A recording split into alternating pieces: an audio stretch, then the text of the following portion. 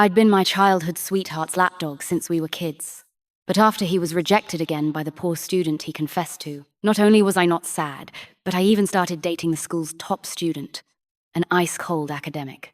Even when he publicly announced he was taking me abroad, I directly shook off his hand and ran to my real boyfriend. This was only because last night, after I got drunk, I took advantage of him in every way possible.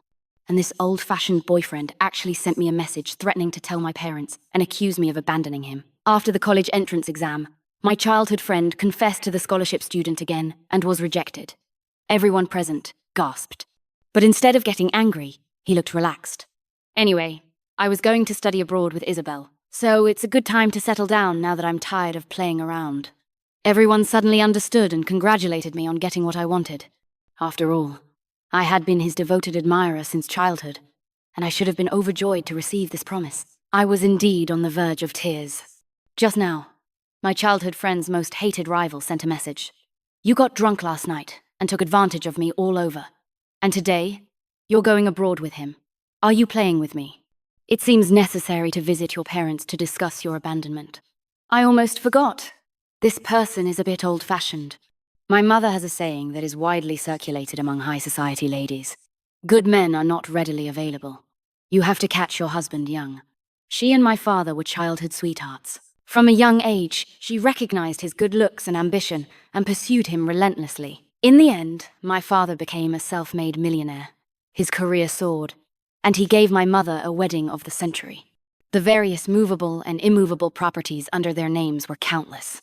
My mother, stroking the dazzling pink diamond on her finger, warned me. Early romance is fine, but if you dare to find someone worse than your father, I'll break your legs. I wanted to cry, but had no tears. TV shows and novels are full of childhood sweethearts. My life is full of spring, bamboo, and plum horses. None of the rich kids I grew up with had a normal brain. They'd all get caught and not say a word. But a brilliant idea flashed through my mind. Infiltrate and reverse screen. I picked the worst of these childhood friends, Larry. I followed him like a little shadow, from elementary school to high school. If he said east, I'd never go west. I was incredibly obedient. Everyone thought I saw him as my future husband. Larry always looked annoyed, yet somewhat pleased. Isabel, you're too well behaved, not my type. Each time, I'd nod, feign sadness, and retreat alone. Then, the guys who secretly mocked me as a simp would quietly message me to comfort me. You're such a good girl. Why are you hanging on to one tree? Larry isn't a good person, so does that mean his friends are? What I needed to do was use him as the center, and the clique as the radius, to avoid anyone who hung out with them. Conversely, anyone Larry disliked was a potential candidate. Fortunately, Larry encountered his most hated rival in 17 years, Jason. He was the top student in the entire school, with the looks of a high mountain flower and an ordinary family background. But he raked in scholarships from various competitions. What bothered Larry most was that Jason was childhood friends with Kristin, a student from a low-income background. Kristin, with her pure looks and diligent nature, and her aloofness towards him, was a breath of fresh air in Larry's eyes. So he began to pursue Kristin with great fanfare. Not only did he disregard my feelings, but he also joked that I should go after Jason. My eyes immediately lit up. Just what I wanted. I had been observing Jason for a while. He was 186 centimeters tall, lean but muscular, with a six-pack that showed when his shirt lifted while playing sports in PE. Most of the time, he was engrossed in solving problems, his back straight, his hand holding the pen fair and slender, with pink knuckles. As for the character traits I valued most, I couldn't discern much at first, so I went to Kristin. She thought I was jealous and looking for trouble, and immediately clarified. I have nothing to do with Larry. I smiled. I want to pursue Jason, and I want to ask you some things about him. Kristin blinked her deer-like, bright, clean eyes. Isn't that inappropriate? I handed her a thick envelope. Payment. Her attitude immediately became serious. I will definitely tell you everything I know. Perhaps you also want to know the color of his underwear? I can go to the balcony. Case closed. A money grubber. Childhood friends are just for selling out. Kristin told me that although Jason was cold towards people, he loved small animals. He often went to feed the stray cats on the hill behind the school. I looked at Jason's far superior overall assessment and was extremely satisfied. The next day, I took cat food and went to the hill to accidentally meet him. He was half crouching, idly stroking the purring, chubby calico cat. Sunlight filtered through the trees, dappling his sharply defined profile, and I felt as if I could smell the crisp, alluring scent of cedar. I smiled and leaned in. What a coincidence, Jason. He didn't even bother to look up at me, his voice indifferent. Not a coincidence. I saw you going to find Kristen earlier. Please don't involve her in your love-hate games. I was surprised for a moment. You like her too? Jason coolly lifted his eyelids.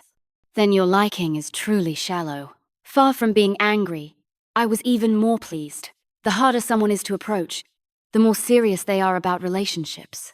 I also squatted down, and as I reached out to pet the cat, my fingertips brushed against his hand, which he instantly withdrew. Jason's brows furrowed slightly, and a hint of displeasure showed in his handsome, deep-set eyes. I looked up at him, a smile playing on my lips. I went to see her because I want to pursue you. Jason's expression grew even colder. He was very smart, and immediately understood the twists and turns of my intentions. Sorry, I don't have time to play games with you. Although he didn't believe me, I really wasn't playing. After that, whenever Jason looked up, he would always see my smiling face. As the old saying goes, you don't hit a smiling face. Just as his patience was about to run out, I initiated the second phase, faking an accident. After another forced chance encounter, I pretended to trip over a fat cat, one that could have caused Future Grin to miscarry, and cried out as I fell towards him. Jason instinctively dodged. I watched myself fall into the grass, scraping my elbow. Our eyes met, and I immediately pouted. You didn't even catch me. I've always been very sensitive to pain, and now tears genuinely welled up. His long eyelashes fluttered slightly, and a fleeting look of helplessness crossed his face. Perhaps afraid that others would think he was bullying me, Jason pursed his lips and helped me up. Don't cry. I'll take you to the infirmary. Carry me on your back. Isabel, I said, feeling wronged. My leg is injured too. Jason saw the red swelling on my knee and said nothing more, turning his back and crouching down. I immediately beamed, hugged his neck, and praised him softly. Jason, you're so kind. My breath lightly brushed his ear, and Jason's steps faltered. Shut up. Perhaps he was angry. His voice was a little hoarse, and his ears were red. I told Jason that my name would approach him step by step, just like me. He said he didn't believe it. But Kristen told me that he, who never looked at the rankings, stopped for the first time. His gaze swept from top to bottom, then lingered on the name Isabel for a long time, with a curve at the corner of his lips that he himself hadn't noticed. Delighted, I transferred another sum of money to her. Kristen exclaimed that it was too much, and decided to reluctantly give up the opportunity to co-host the school anniversary with Jason this year to me. Because Jason and Kristen had excellent grades, outstanding looks, and were neighbors, it was easy for them to practice together. So, they usually hosted large school events. When Jason saw me at Kristen's house, he was momentarily stunned, which was rare. Why are you here? I feigned anger. You don't want to see me? Then I'll leave. The next second, my foot slipped, and before I could even say ouch, he had firmly held my waist. Jason's expression was helpless. How many times are you going to fall on flat ground? He had fallen so many times that catching me had become his instinct. Perhaps he didn't even realize that from the initial stiff movements to the current proficiency, he had gotten used to my touch. Kristen poked her head out, smiling as she explained the whole story to him. Jason was silent for a long time. You gave her money? I was a little surprised. How did you know? What do you think? He was a bit speechless. If it weren't for the subsidy for hosting the event, do you think she would go? I glared at him sourly. Then you really know her well. Just as I turned around, Jason pulled me back and slipped a piece of chocolate into my hand. My favorite brand. It was like he was trying to coax me. I curled my lips, and my mood instantly improved. After I finished revising the hosting script, Kristen's grandma was particularly enthusiastic and insisted on having me stay for dinner. Kristen's expression was uncharacteristically flustered. Grandma, her family has already prepared dinner and is waiting for her. Let her go home. I was a little displeased. Why are you chasing me away? I already told my parents I'd be eating at a friend's house. Kristen's grandma was very happy. Exactly. It's her first time here as a good friend. How can we let her go home to eat? Exactly. Exactly. I happily helped set the table. Kristen watched my back, stunned for a long time. The dinner was very pleasant. Kristen's grandma liked me a lot, constantly piling food onto my bowl. Kristen was still a little embarrassed when she walked me downstairs. You probably aren't used to this food, are you? It's delicious. I love it. I'll eat it again next time. Meeting her stunned gaze, I smiled and said, I genuinely want to be friends with you. My dad was also very poor when he was young. So what? Didn't he still become a big boss by relying on himself? I'm a good judge of character, trust me. You and my dad are the same kind of people. You'll definitely achieve great things in the future. Before getting in the car, I remembered something and turned around. If Larry gives you any trouble, just tell me. Kristen rubbed her reddened eyes and smiled. Okay. Larry finally realized something was wrong after he saw Jason and me hosting on stage together. Why was I rarely approaching him anymore? What had I been busy with all this time? Why was my attitude becoming increasingly perfunctory? At this moment, all the answers became clear.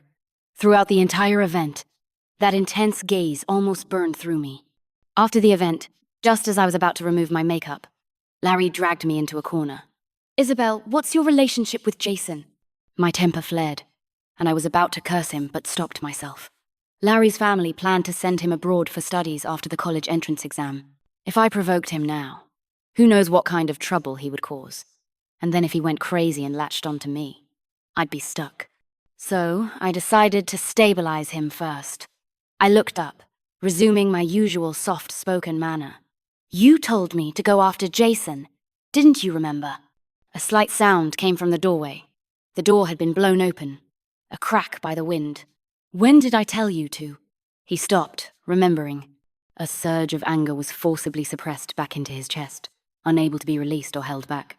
He could only grit his teeth and say, You certainly are obedient. Yes, I am. He couldn't bring himself to retract his words, so he just slammed the door and left with a gloomy face. After that, he pursued Kristen even more conspicuously. Small confessions every 3 days, grand confessions every 5 days, making it known to everyone. I'd call it a performative personality. Kristen's repeated rejections only made him more infatuated. I just like girls who have self-respect, unlike some people who are so casual. He said it lightly, but his gaze was fixed on me. I had no time to bother with him, because Jason stopped talking to me. He wouldn't reply to my messages, and he'd avoid me during breaks. For half a month, he acted like he wanted to cut ties with me. I was so angry. I caught a cold and stayed home in bed for a week. Kristen messaged me. Are you okay? Jason has been subtly asking me about you several times. He seems calm on the surface, but he's actually going crazy. Oh, I had blocked him. I replied coldly. Tell him I'm dying. He won't see me again. He can rest assured. That evening, there was a knock on my door. Standing there, drenched in sweat, was Jason. Ignoring his heavily heaving chest, he grabbed my wrist and gravely examined it, only to find my cheeks rosy, with no hint of weakness. What illness do you have? His voice was hoarse from dryness. I couldn't help but pout. Love sickness. His Adam's apple silently bobbed, and his dark eyes grew even deeper. At the same time, Larry's footsteps echoed from the stairs. I pulled Jason into the room and locked the door. He looked down at me, his eyes dim. Am I not presentable? I whispered. Of course not. Doesn't Larry always give you a hard time? I don't want to see him. When he was most infatuated with Kristen, he even childishly went to warn Jason not to go near him. But he ended up being half killed by the other's contemptuous gaze. Halfway to my door, Larry was stopped by my mom. Larry, our Belle is already resting. Why don't you come see her another day? He was silent for a moment. Then I'll come tomorrow. The footsteps faded, and I breathed a sigh of relief. Jason watched me for a long time, a curve forming on his lips, but no smile in his eyes. Isabel. Has anyone ever told you that you're very good at speaking to people in their own language and to ghosts in theirs? I choked and retorted. Has anyone ever told you that you're very moody?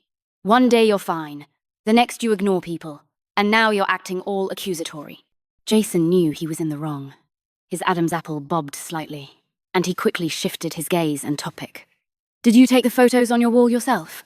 Following his gaze, I saw a flower that grows on cliffs, which I photographed last year while hiking with my parents. Its scientific name is Clematis acerifolia. I proudly said, "That's right. This is a flower on a high mountain, in the true sense of the word. Isn't it beautiful?" Jason smiled ambiguously.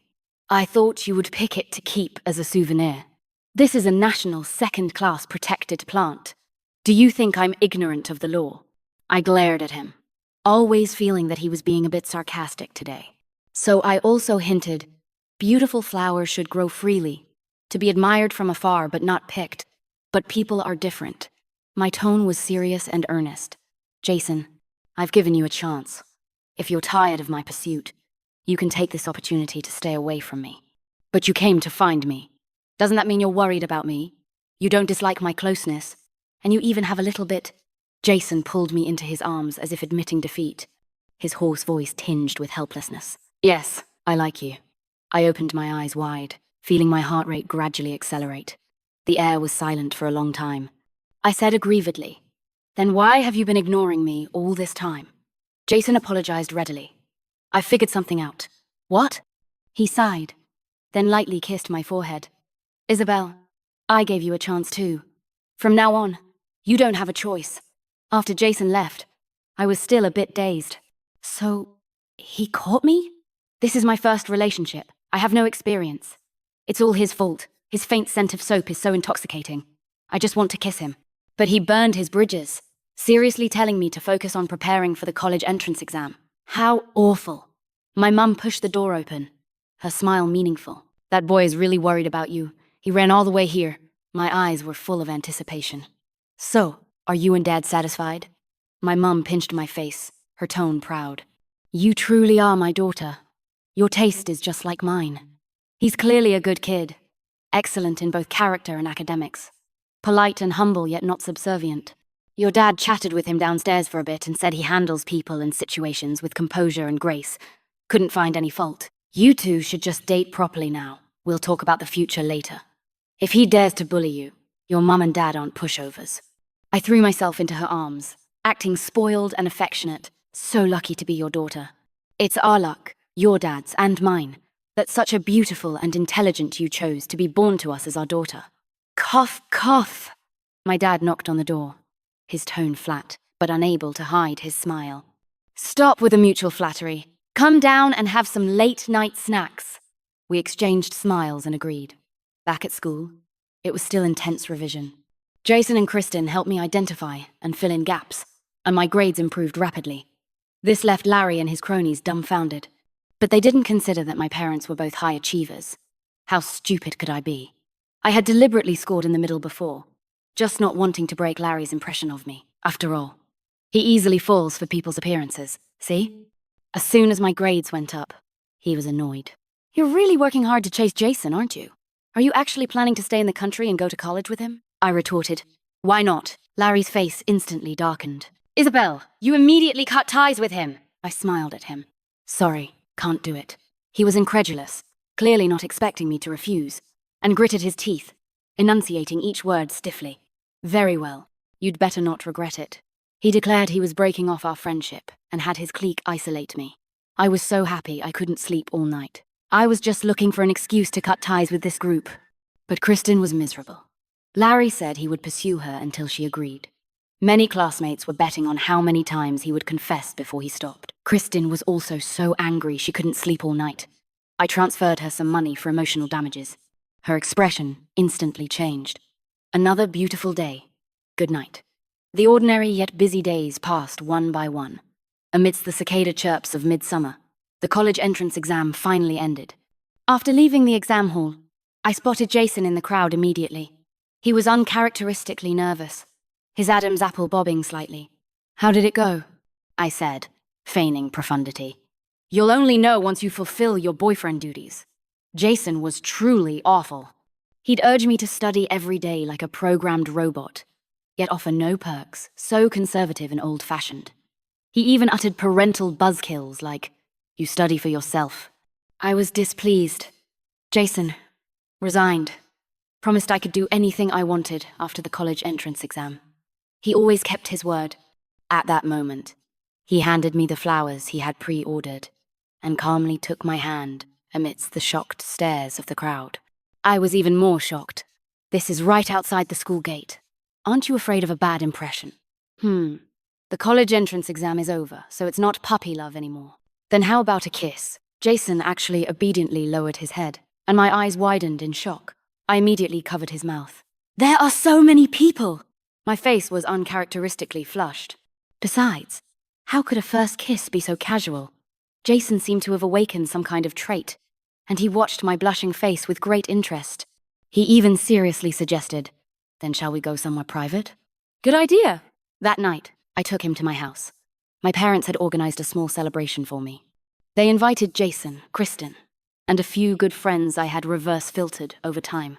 We were all adults, so we opened a bottle of red wine with permission from the grown-ups. I probably inherited my mum's low alcohol tolerance, as I started feeling dizzy after just a small glass. Everyone quickly got comfortable, and soon we started playing games. I transferred some cover money to Kristen. She counted the zeros on the screen, and her eyes instantly lit up. You can trust me to handle this. No one will disturb you tonight. I led him through the winding corridor, stumbling to the pavilion behind the rockery. There's no one here, let's kiss. He appeared calm on the surface, but his ears were flushed red. Isabel, you're drunk. How about you go back to sleep first? No! Jason was at a loss. He was afraid I'd fall, and also afraid I'd make too much noise. He could only pull me onto his lap. I wrapped my arms around his neck and leaned in for a kiss, but it was too dark, and I kissed his chin. The second time, I kissed his upper lip. The third time, I missed again. Our breathing grew heavier, and our heartbeats were exceptionally clear in the night. The next second, the back of my head was cradled by a warm palm, and a sweet, clean scent wafted to my nose. In a daze, my hand instinctively found his abs. I couldn't help but sigh. They feel so good! The last thing I remembered was his slightly flustered and embarrassed. Don't move. The next day, at the class reunion, several classes had booked the same restaurant. On the terrace, Kristen leaned over. What did you do to good boy Jason last night? I've never seen his face so red in his life. I answered honestly, I don't know. Although I had blacked out, a strange sense of satisfaction welled up inside me. I figured last night must have been quite enjoyable. Oh no, I have to go! Kristen interrupted my thoughts. I looked up, and a large crowd of people was approaching. Leading the way was Larry, whom I hadn't seen in a long time.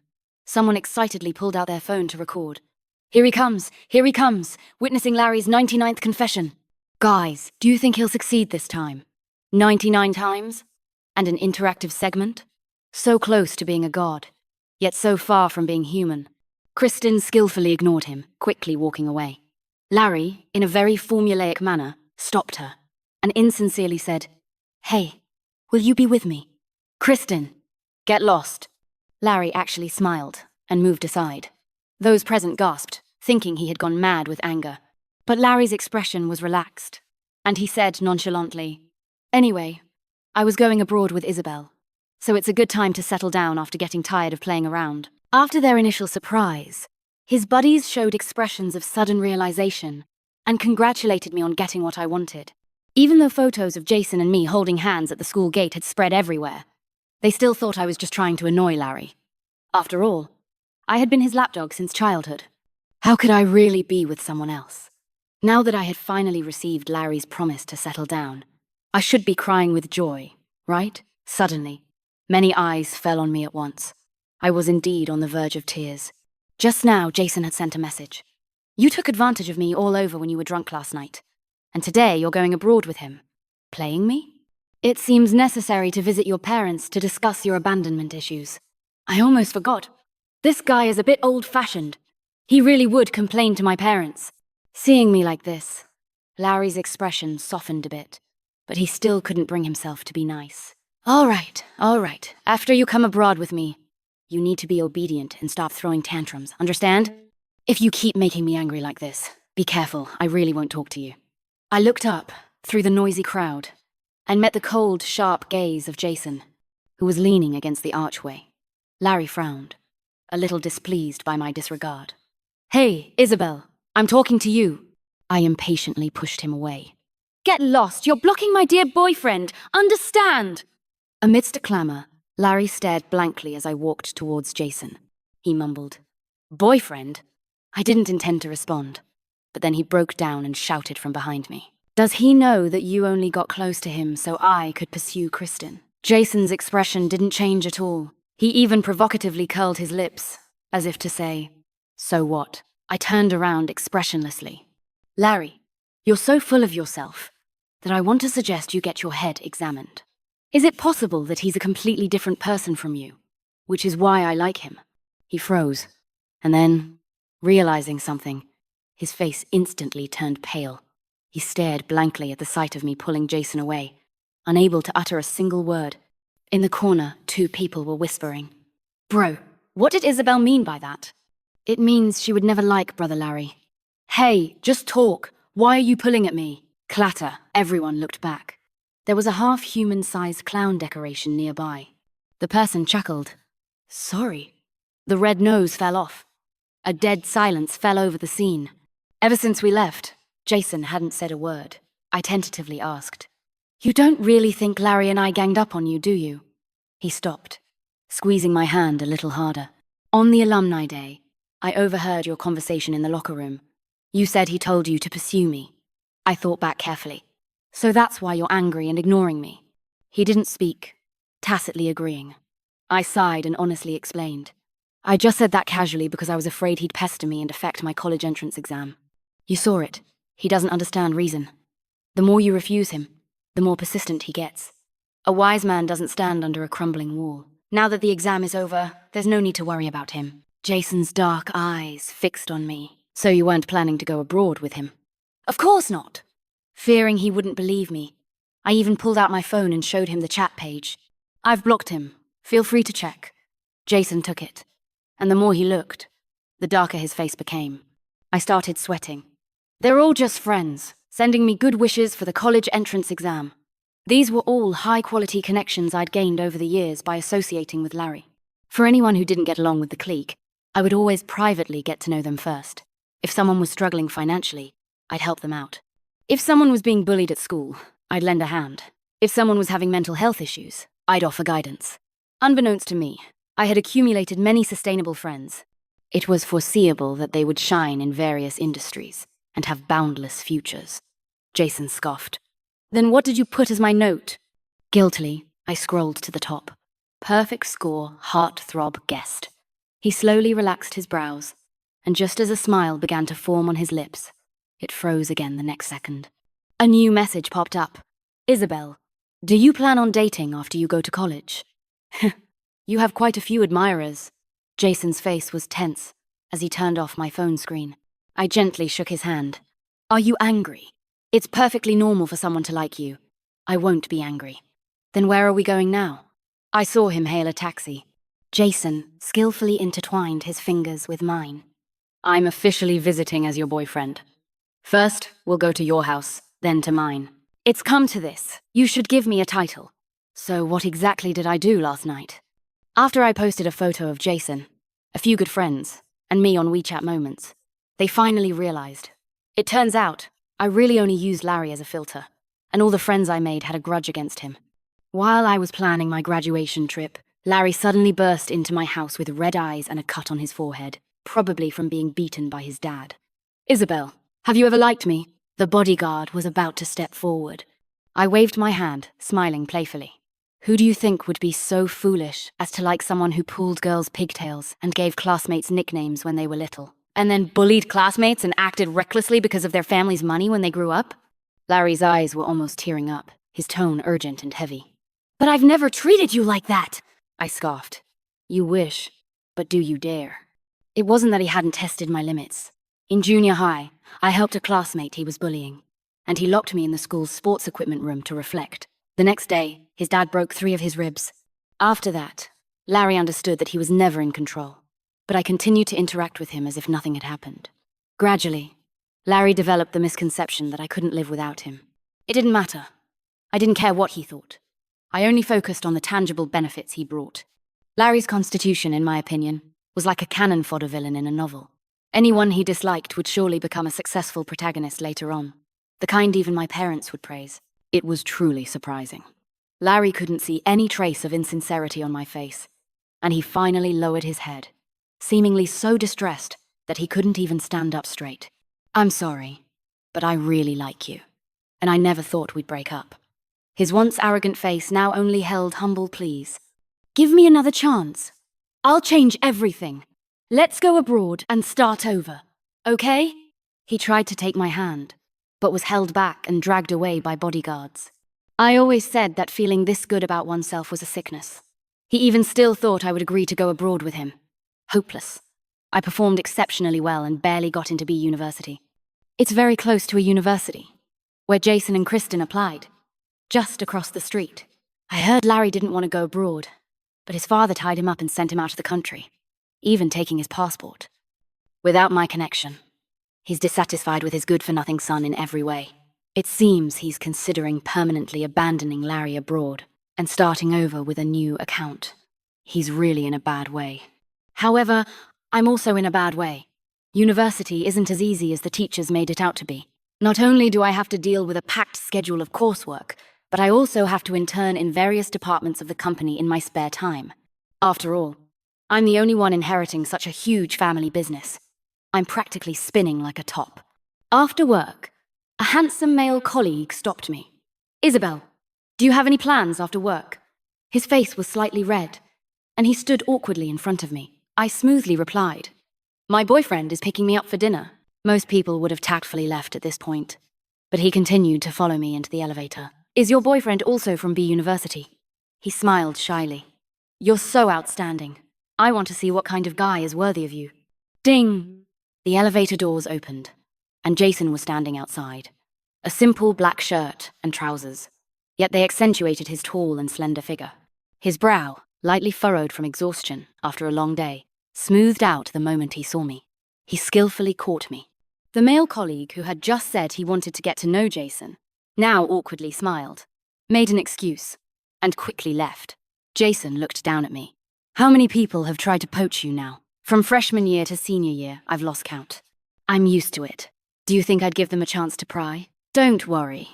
I'll spend my life with you, you old stick in the mud." That's right. Jason lives up to his name. He values his chastity more than anything.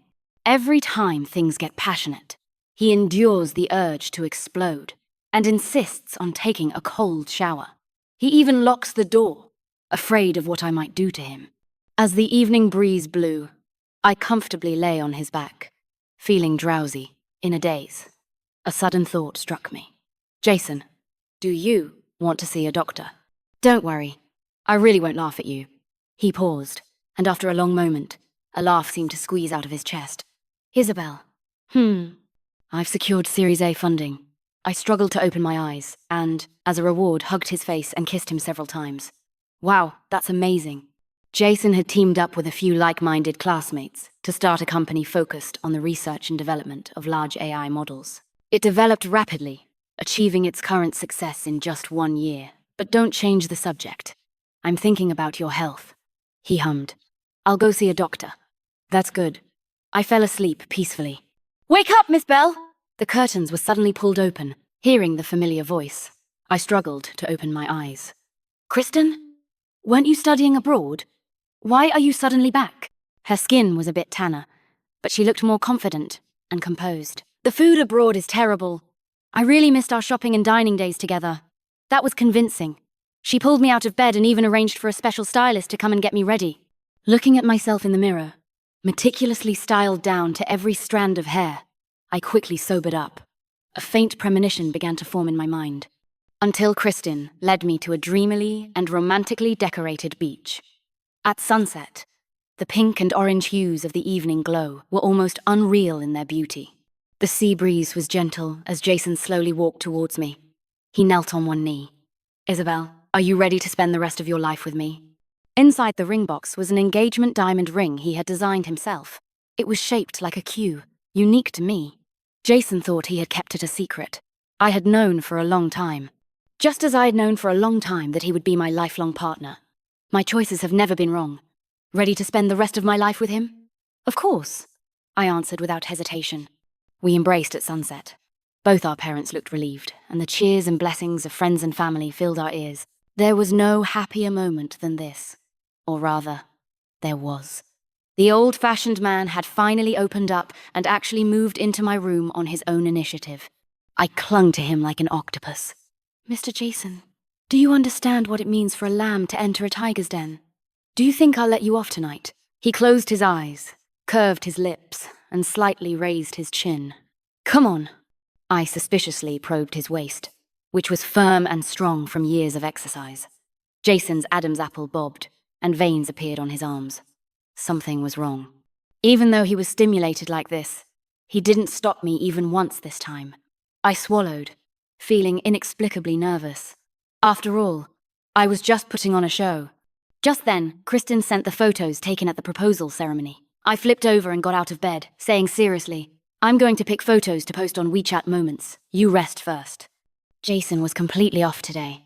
I felt that if I didn't run now, the consequences would be severe, but he pulled me back, repeating my words with a joyful expression. "Do you think I'll let you off tonight?" The light and shadows from the pool surface projected onto the ceiling, creating a shimmering effect. And I could no longer tell if it was the light swaying or my vision swaying. Yet, he chuckled softly, his voice hoarse. "Didn't you always say I was old-fashioned? Why are you so tight-lipped now?" I was so tired and sleepy I almost cried. "Jason, I want to sleep." He kissed my sweat, dampened forehead. "No rush. It's still early." I turned my head to look at the pale sky, about to get angry. He cupped my waist with both hands and gently lifted me. "Didn't you still want me to see a doctor?" I shook my head. No, you're perfectly fine." Jason guided my hand over his hot skin. "How would we know without checking? Dr. Bell. Role-playing, huh? Who corrupted my once-so-proper boyfriend?" "Oh, no. He's my husband now." Life after marriage was still calm and uneventful. For our honeymoon, we revisited our alma mater. After the college entrance exam, I had wanted to take the chubby calico cat home. But too many people were feeding her, so I missed my chance. Revisiting old haunts, I playfully interrogated him. "Jason, back then, why didn't you catch me? Was something on your mind?" The young man he was now had long shed his youthful shyness. His eyes held a calm and steady demeanor. Jason slowly said, "I was thinking, even though I knew your intentions weren't pure, was it too pathetic for my heart to fall for you so quickly?" He sighed and pulled me into his embrace. "But when I saw your tears, the moment my heart ached, I knew I had lost to you, and I embraced it willingly. Isabel, I love you,